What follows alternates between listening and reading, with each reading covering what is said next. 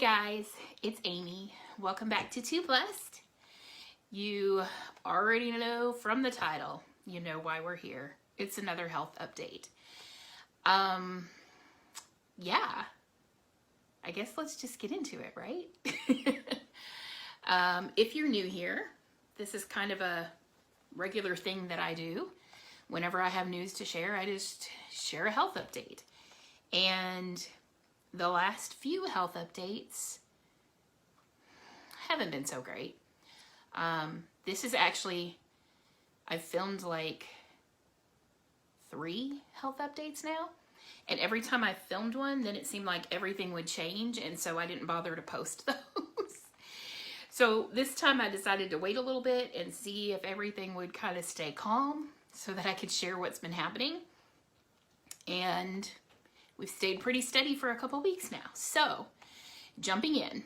For those of you that might be new, like I said, there's a lot of health updates. So, I have gastroparesis. Well, first of all, I have diabetes. I'm legally blind. I have gastroparesis. Now I have chronic kidney disease, which has progressed to kidney failure, and I am on dialysis. So I've been going through the process of trying to get approved for a kidney transplant, which is a very intense process. I had no idea that this process was the way that it is. So I've really been wanting to share that part of the journey because, like I said, I just had no idea what it was like. And when I first started getting to these stages, you know, I was doing a lot of research online and I didn't find a lot as far as people sharing their personal experiences. So that's why I've wanted to share these health updates so that maybe someone else who might be getting close to this stage, you know, they'll have some kind of an idea of what this process entails. Now, not everyone has as difficult a time being approved as I have had. Just because I do have a lot of other health issues. If you are a person that only has kidney disease and that's all that's wrong with you, it probably would not be that intense of a process. But for me, it's been a little rough. If you've been following along, it's been pretty difficult. So if I remember from my last health update, I had shared that the transplant team had put me on hold for 6 months to see what was going to happen with my gastroparesis and all of that. And I was doing pretty well. So they reopened my case and we were starting into the process again. So it's been I think it's been a couple of months now, maybe like 2 months. We started getting some more of the testing done for the transplant process. And we went and had one of those all day at the hospital kind of days where they did a lot of tests. It started out with a stress test. They did some x-rays, a bunch of different x-rays. What else did I have done? They drew tons and tons of blood, just a lot of different things done on that same day. And it only took a day or two to start getting some of those results back. And one of the first calls that I got was about the stress test. And they said the stress test did come back abnormal. And according to the results of the stress test, it said that there was one spot in my heart that needed to be addressed. And so the assumption was that I would need a stent. I did have a stent placed back in 2013. So I know what that entails, and it, you know, it's an easy procedure, very, very quick, simple, not very invasive. So I wasn't worried about that in the least. Like it was kind of like, okay, no big deal. We'll get this done and get it taken care of. So they scheduled me to go in and have a cardiac cath done. And we went to have that done. And like I said, the expectation was that that day I would receive a stent, we would move ahead, things would be great. That's not exactly what happened. And the last health update that I filmed was right after this cardiac cath was done. And it was not a pretty update because I got some pretty bad news.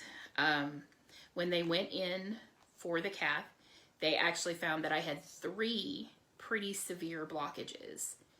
And the doctor that was performing my cardiac cath, she felt like she wanted to send me to talk to a heart surgeon because she felt like with the 3 blockages that I might be a better candidate for a triple bypass. And that was shocking to me. Absolutely the single most shocking piece of news that I have heard probably in my life, as far as all of these medical things that I've dealt with. I mean, it floored me. I cried. I did not handle it well. I was depressed. It was not pretty. And I just kept saying that I couldn't do it. You know, I just said, nope, I don't want to do this. You know, and they tried to spin it to me as, it'll be great. You'll get this done. You'll feel so much better. And then they'll be able to move ahead immediately with the transplant process after that. So, you know, they were trying to spin it to me as good news, and it just didn't feel like good news. It felt crushing, to be honest. And like I said, I just really struggled with that. I didn't see how I was going to be able to get through it. I didn't want to do it. That's the bottom line. I just didn't want to do it. But, you know, I knew I really didn't have many options. So we did get to go meet with the heart surgeon. It was about a week later.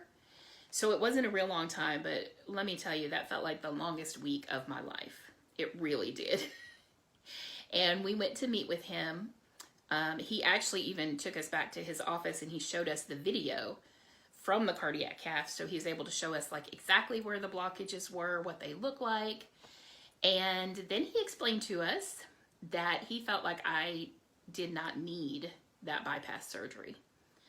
And at first I didn't know what that meant. I was a little bit speechless, and I kind of thought like he was saying that they weren't going to do anything and that was just going to be it. You know, I couldn't quite comprehend what he was saying to me, I guess, at that point. But what he ended up saying is that there's a couple different factors.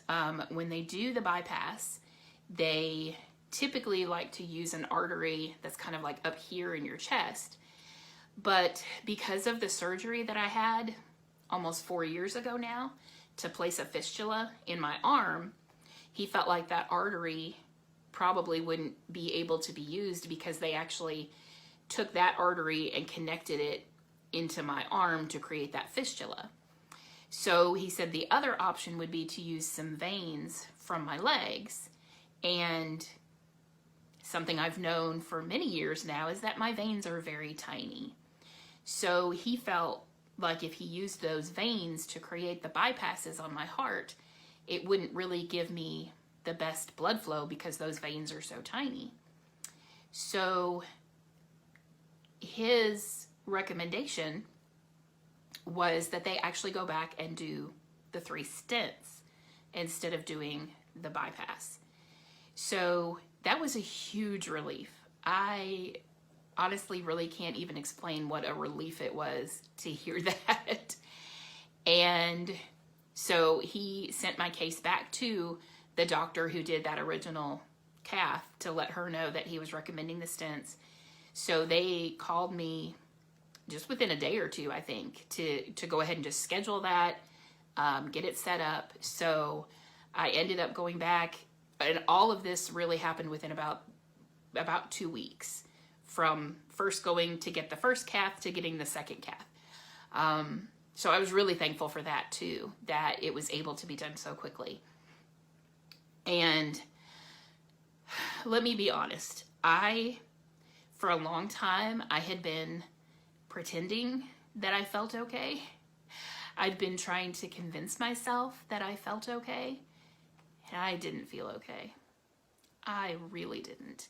And especially those last couple of weeks when from the time like we first found out there was a problem until we actually had the stents placed, it was to the point that I was not able to get out of bed most days. I was just flat out exhausted constantly. If I was having a good day, I could get out of bed and sit in a chair for maybe an hour, maybe a couple of hours if I was lucky. But it was a really bad time. And like I said, I was kind of in denial up until that point about how bad I was feeling. And then, knowing about the 3 blockages and looking back, it all really made sense, like how terrible I was feeling. And yeah, it all started to like click together, and I was like, oh, that's why I felt so bad. So, like I said, we went in and had those 3 stents placed. They did them, all at once. He wasn't actually sure, the surgeon.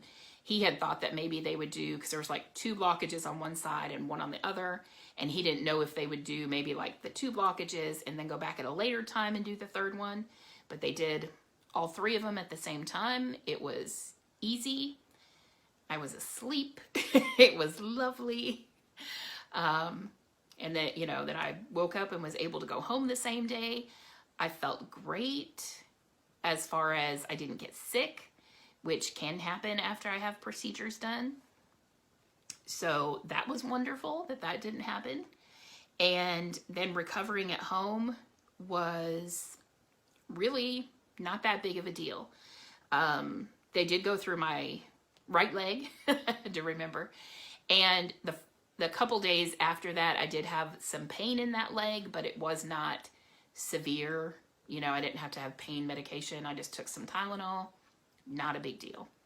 So at first, just in recovering from it, I didn't really know, or I didn't really notice, I guess, a huge difference. So I had it done on a Tuesday, and by Saturday, the pain was pretty much gone, and I felt amazing. I can't even describe to you how amazing I felt that first Saturday. It was unreal. It really was. I started out noticing that, I could just walk across my house and I wasn't out of breath. And that was huge, really, because, before, when I would get up out of bed, so the way our house is set up, like I'm in the living room, our bedroom is right over there, and then you walk through the living room into the dining room. So I would get up out of bed on days that I could get out of bed, and I would walk to the dining room, and by the time I got to the dining room, I would have to sit down and rest, and I would just be like, I would be so out of breath, like I just ran a marathon, and all I had done was walk 20 steps maybe. So that was the first thing I noticed. In fact, I think one night my husband was in the bedroom, and I went from the bedroom to the dining room to get something and back, and I walked pretty quickly. And when I got back to the bedroom, I was like, I'm not out of breath. Like, that shouldn't be so surprising, but it really was. So it's been, I think we're at about 2 weeks now since I had it done.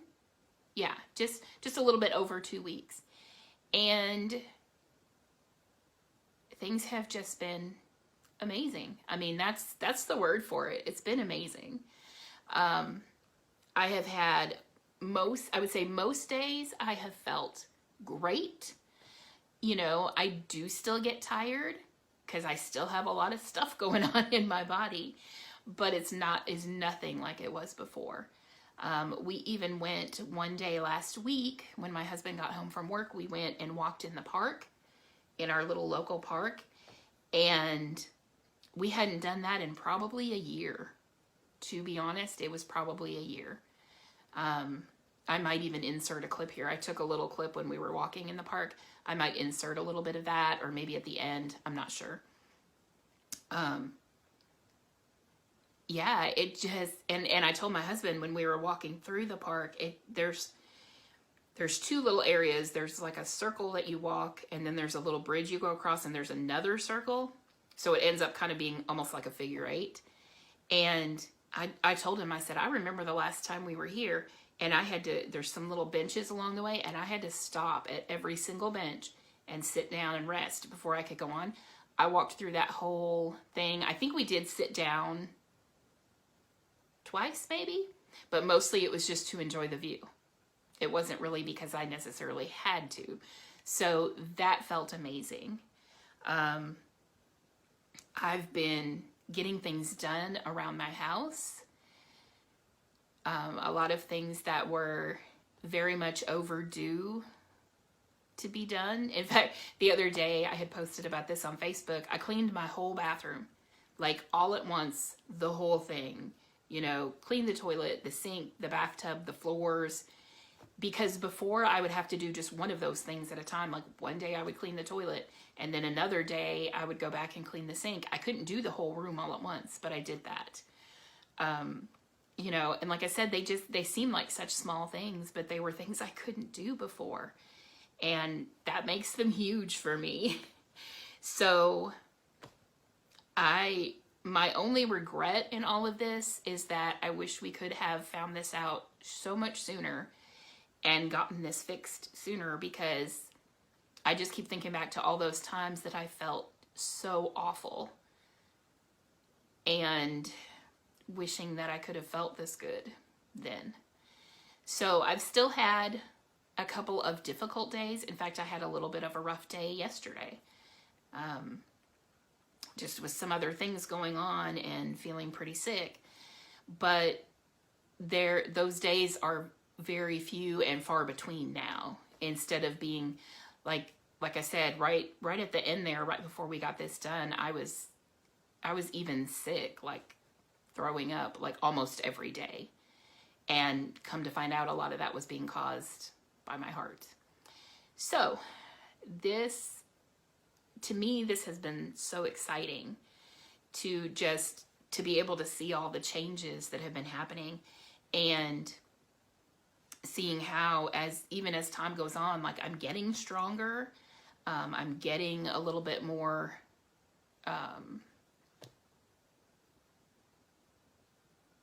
my mind still draws blanks sometimes though. I don't know what I was going to say. I really don't.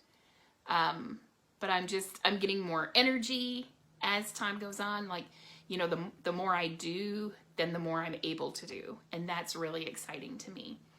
So I'm working on projects again. I mean, really, too, I just posted the other day my video of my coffee table, and it took me months to get that stinking coffee table done because I just lost my motivation during all of this too. Like I said, I probably was a bit depressed just from how bad I was feeling, and I didn't want to do things. I didn't even want to do fun things. And now I want to do all the things. I'm having to kind of pace myself because there's so much I want to do, and I just want to do it all. I'm actually in the process right now of rearranging my dining room, and I'm probably going to try to show that on a video. And it's going to be a big project because I've got some big, heavy furniture pieces in that dining room. But as soon as I kind of had the idea to do it, I'm so excited to get it done. So I've started on it. Hopefully I'll get it done. And also my husband right now is working an increased schedule. He's working like 6 days a week and 12-hour days. So I'm having a lot more time on my hands that I'm by myself. So I'm trying to work on more projects and kind of fun things to keep myself busy. We're moving ahead in the transplant process. I've got another appointment coming up for a CT scan. So, you know, we're just going through the process now, and it honestly, even because I feel so much better now, even the thought of having to wait, you know, before this whole waiting process was just, it really felt like a heavy burden, and now it just doesn't, because I feel so good. I'm kind of like, oh, I have to wait. Okay, so what? So I'm just, in general, feeling so much better about everything, and I'm so happy. I'm so thankful to have this time that I can feel good and that I can do things and live my life. That it's really been wonderful. So if you're new here, I would love to have you subscribe to my channel. Like I said, a lot of my videos tend to be related to my health, but I also try to sprinkle in some fun things. Like I said, I've got projects I'm working on. You can go back and check out the video for my coffee table if you want to see how that turned out, because I can't stop looking at it. It's so pretty. Yeah, but like I said, if you're new here, I'd love to have you subscribe. I'm trying to build up my channel some more and be a little more consistent with my videos.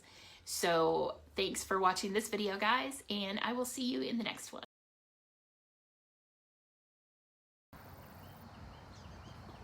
Here we go. We're walking in the park. Smile. We're having fun.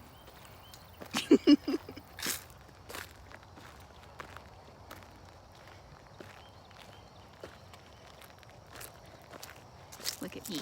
I'm not out of breath. This is amazing. Look at the water.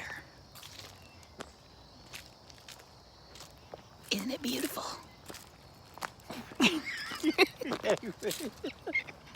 Are you laughing at me? Yeah. Okay, just checking. Here you go.